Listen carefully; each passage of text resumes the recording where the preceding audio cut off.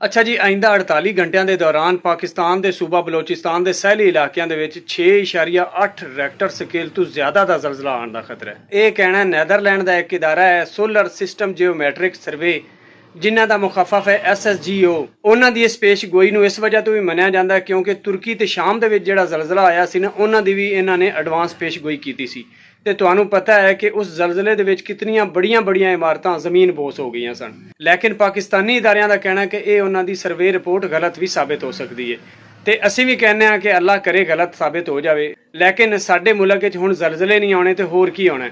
ਦਾ fraud ਤੇ ਚੋਰੀ ਚਕਾਰੀ ਦੇ ਵਿੱਚ ਅਸੀਂ ਦੁਨੀਆ ਵਿੱਚ ਨੰਬਰ 1 ਤੇ ਹਾਂ ਤੇ ਦੂਸਰਾ ਫਹਾਸ਼ੀ ਤੇ ਉਰਿਆਨੀ ਦੇ ਵਿੱਚ ਵੀ ਅਸੀਂ ਯੂਰਪ ਨੂੰ ਪਿੱਛੇ ਛੋੜ ਦਿੱਤਾ ਤੇ ਬਾਕੀ ਸਾਡੇ ਇਦਾਰਿਆਂ ਦੀ ਤਬਾਹੀ ਹੋਈ ਪਈ ਹੈ। ਕਿਸੇ ਇਦਾਰੇ ਤੇ ਵੀ ਇਨਸਾਫ ਦੀ ਉਮੀਦ ਬਿਲਕੁਲ ਵੀ ਨਹੀਂ ਹੈ।